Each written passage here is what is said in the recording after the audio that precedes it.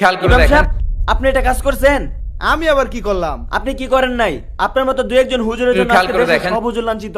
এই যে নেন আপনার বেতন, আপনাকে আর মসজিদে আসতে হবে না।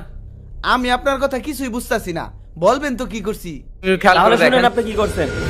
খেয়াল এই করে দেখেন। মুসলমান ভাইরা আমার, কিছু মানুষ আছে যারা চাষটলে বসে ডান হাতে বিড়ি ধরায় আর বাম হাতে উপর দিকে টানে আর দোয়া ছাড়ে। খেয়াল করে দেখেন। তারা বলে এটা নাকি মাকরু।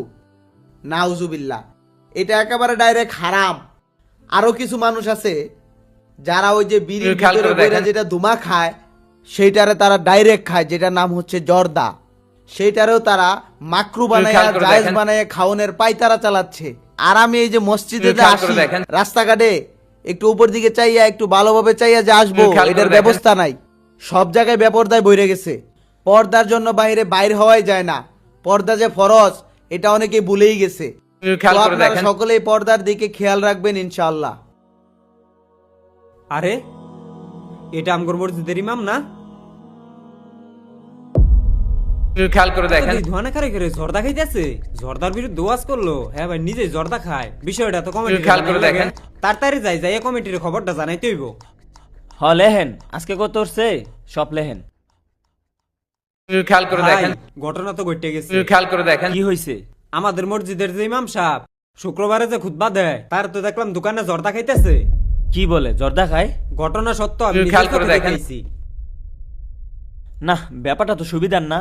চলেন ইমামের বাড়িতে যাই, যেহেতু বেতনটা দিয়ে লাগবো, বেতনটা দিয়া জিগাই আহি ব্যাপারটা কি। খেয়াল করে দেখেন। চলেন। চলেন। থাকো জায়গা, কালকে বাগানে খেয়াল দেখা করে করবো। দেখেন। আচ্ছা। এই খেয়াল ছেলে, করে দেখেন। তোমার বাড়ি কই? আর তুমি এনে কি করতেছ? বাড়ি ওইদিকেই, খেয়াল করে দেখেন। ঘুরতে আইছিলাম। ঘুরতে আইছো? তোমার সাথে যে একটা মেয়ে দেখলাম, ওটা কার মেয়ে? তুমি একটু আগে যে কথা বললা না, ওটা কার মেয়ে জিজ্ঞাসা করছি। খেয়াল করে দেখেন। ইমাম সাহেবের মাইয়া। আস্তাগফিরুল্লাহ, এটা ইমাম সাহেবের মাইয়া?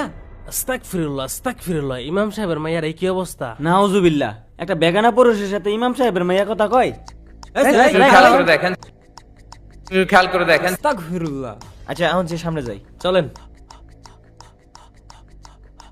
আস্তাগফিরুল্লাহ, আস্তাগফিরুল্লাহ, ওমি গুরুন, ওমি গুরুন। খেয়াল করে দেখেন। মহিলার কাপড়ের অবস্থা নাই। কি কইতেছে এটা? আচ্ছা মানে কি কোন যায় কোনছে? ইমাম সাহেব রেহন কই পাই? ওই যে একটা পিচ্চি আছে, পিচ্চি ডাক দেবো।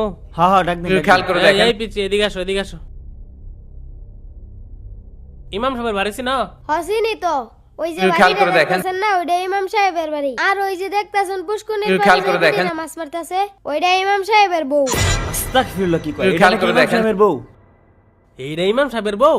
পর্দার বালাই নাই। আস্তাগফিরুল্লাহ।